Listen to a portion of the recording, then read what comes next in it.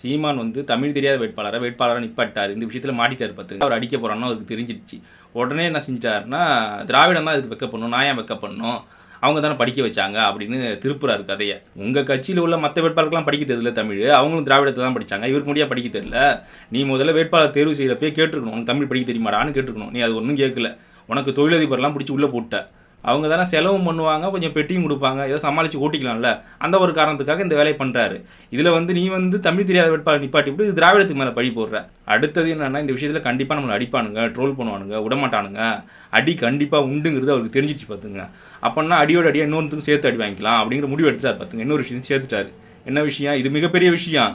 இது தனி கண்டென்ட்டாக மாட்டினதுன்னா அங்கே வச்சு செஞ்சுருவானோ ஒரு அரசியலுக்கு பெரிய அடியாக தான் இருக்கும். இதுவும் மொழி சம்மந்தப்பட்டது தானே, அதனால் தந்திரமாக சேர்த்துட்டாப்புல. என்னன்னு வச்சிங்களா, தன்னோட பிள்ளைகள் வந்து ஆங்கில வழியில் படிக்கிறாங்கிறத ஒப்புக்கொண்டுட்டார் முதல்ல. ஏன்டா ஊருக்கெல்லாம் உபதேசம் பண்ணுற, நீ என்னடா பண்ணுற அப்படிங்கிற கேள்வி கேட்பானுங்களே, அதனால் முன்கூட்டியே அதை ஒத்துக்கிட்டாப்புல. ஒத்துக்கிட்டு என்ன சொல்கிறாருன்னா, தமிழ் வழியில் படிக்க பள்ளிக்கூடம் இங்கே இல்லை அப்படின்னு சொல்கிறார். நான் நாம் தமிழ் தம்பிகளை பார்த்து கேட்குறேன், உங்கள் மனசாட்சியை தொட்டு சொல்லுங்கள், நியாயமாக தமிழ் வழியில் படிக்க எங்கள் பள்ளிக்கூடம் இல்லையா? உங்கள் குழந்தைங்களாம் எங்கே படிக்குது? உங்கள் மனசாட்சிக்கே தெரியும் தமிழ்நாட்டில் தமிழ் வழியில் படிக்க பள்ளிக்கூடம் இருக்கா இல்லையாங்கிறது உங்கள் மனசாட்சிக்கு தெரியும் பார்த்துங்க. உங்களுக்கே விட்டுக்கிறேன், நீங்களே சிந்திச்சிங்க. தமிழ்நாட்டில் வந்து தமிழ் வழியில் படிக்க பள்ளிக்கூடம் இல்லைன்னு இவர் சொல்கிறாருன்னா, நாம் தமிழ் தம்பிகளை எந்த அளவுக்கு ஒரு மதிப்பிடுறாரு. நம்ம எந்த கதை சொன்னாலும் இவங்க விசிலடிப்பானுங்க, கை தட்டுவானுங்க அப்படிங்கிற ஒரு இடத்துக்கு வந்துட்டார் பார்த்துங்க. இவனுங்க எல்லாமே தற்கூரி தான், நம்ம சொன்னால் ஏற்றுப்பானுங்க அப்படியே அப்படிங்கிற ஒரு இடத்துக்கு வருதுனால தான் இந்த மாதிரியான கதைலாம் சொல்ல முடியுது. இவருக்குன்னு சமூகத்தில் ஒரு அந்தஸ்து இருக்குது. அந்த அந்தஸ்துக்கு ஏற்ற மாதிரி ஒரு பள்ளியில் போய் நீ சேர்க்குற ஆங்கில வழி பள்ளியில்.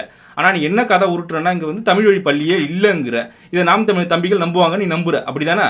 நீ ஆற்று, உன் ஆற்று, நீ எப்படி வேணாலும் ஆற்றலாம். ஏன்னா நீ ஆற்றுறது அப்படியே நம்புறதுக்கு ஒரு தம்பி கூட்டம் இருக்குல்ல. ஆனால் நீ ஆற்று, ஒன்றும் பிரச்சனை கிடையாது. தமிழ் வழியில் படிக்காதவன நாடு கடத்தணும்னு சீமானண்ணன் சொல்கிறாரு. சீமானண்ணன் குழந்தைகளை எப்போ நாடு கடத்த போகிறாரு, எந்த நாடு கடத்த போகிறாரு, அதை பொதுவெல்ல அண்ணன் சொல்லுவாரா? ஒரு காலம் வரும் இங்கிலீஷ் படிச்சவெல்லாம் தனி தீவில் ஒண்டி விட்டு வந்துருவேன். இந்த உலகமகா நடிகர் இருக்கார்ல, இவர் வந்து ஆங்கிலம் வந்து லாங்குவேஜ், அது நாலேஜ் இல்லை அப்படிலாம் நமக்கு பாடம் அனுப்பார் பார்த்துங்க. ஏன் அவர் குழந்தைகளுக்கு பொருந்தாதா? அது லாங்குவேஜ் தானே, தமிழ் வழியிலே படிக்க வைக்க வேண்டியது தானே. கேட்டால் தமிழ் வழியில் பள்ளிக்கூடம் இல்லைங்கிற. தமிழ் வழி பள்ளிக்கூடத்தில் குறைபாடு இருக்குது அரசு பள்ளியில். நான் இல்லைன்னா சொல்லல, 100% கரெக்டாக இருக்குது அப்படி சொல்லலை நான். ஆனால் அதே சமயத்தில் அரசு உதவி பெறும் பள்ளி இருக்குல்ல, அது எல்லாமே ஓரளவு கரெக்டாக தான் இருக்கும். 100% சொல்ல முடியாது, 90% அந்த பள்ளிலாம் கரெக்டாக தான் இருக்கும் பார்த்துக்கு. அதில் சேர்த்துருக்கலாமே. ஊரா விட்டு பிள்ளையெல்லாம் படிக்க வேணாம், பள்ளிக்கூடம் போனால் ஆடு மாடு மேய்க்கலாம், வாடா சாணி எல்லாம் அப்படின்னு கூப்பிடுறது. ஆனால் தான் விட்டு பிள்ளையை கொண்டு போய் ஆங்கில வழியும் படிக்க வைக்கிறது. எவ்வளோ ஒரு தந்திரங்கத்தாள் நீ. ஏன்டா ஊரா விட்டு பிள்ளையெல்லாம் மாடு மேய்க்க சொல்கிற, ஆடு மேய்க்க சொல்கிற, சாணியெல்லாம் சொல்கிறேன்னு நம்ம கேட்டோன்னு வச்சுக்கலாம். அவர் எந்த இடத்துல சொன்னார் படிக்க வேணான்னு அப்படின்னு நம்மள்ட்ட கேள்வி கேட்டு வரணும். தன்னோட குழந்தை பள்ளிக்கூடம் போக அடம் பிடிக்குது, நான் போவேனான்னு சொல்லிட்டேன் அப்படின்னு சொல்கிறார். அதோட நோக்கம் என்னன்னு வச்சிங்களா, தான் குழந்தைய பள்ளிக்கூடம் அனுப்பிடுவார். கரெக்டாக போகலனாலும் அடித்து அனுப்பிடுவாங்க, அவங்க பொண்டாட்டி இருக்காங்க, அவங்க பார்த்துப்பாங்க, ஒன்றும் பிரச்சனை கிடையாது. ஆனால் ஊரா விட்டு குழந்தையெல்லாம் படிக்க வேணான்னு ஊக்குவிக்கிற வேலை தான் இந்த வேலையை பண்ணுறாரு இவர். இப்போ 8வது 9வது ஒருத்தன் படிக்கிறான்னு வச்சுக்கலாம், ஆவரேஜாக இருப்பான், இல்லை மக்கா இருப்பான். அவனுக்குலாம் சீமான் சொல்கிற கருத்து ஊக்குவிக்கும் பார்த்துங்க முதல்ல. இப்போ அந்த வயசில் இயற்கையாக தோன்றுறது. 8வது 9வது படிக்கிறவன் ஆவரேஜாக இருக்கான், வீட்டில் அடித்து படிக்க வைப்பாங்க. ஆனால் சீமான் சொல்கிற தற்கூரித்தனத்தை கேட்டுக்கிட்டு வெளில வரான்ல, அவன் தற்கூரித்தனமாக கடைசி வரை சுற்றுறதுக்கு வேலை பார்க்குறாரு இவர். அதை ஊக்குவிக்கிறாரு. என்னடா பித்தலாட்டம் காட்டுறீங்க?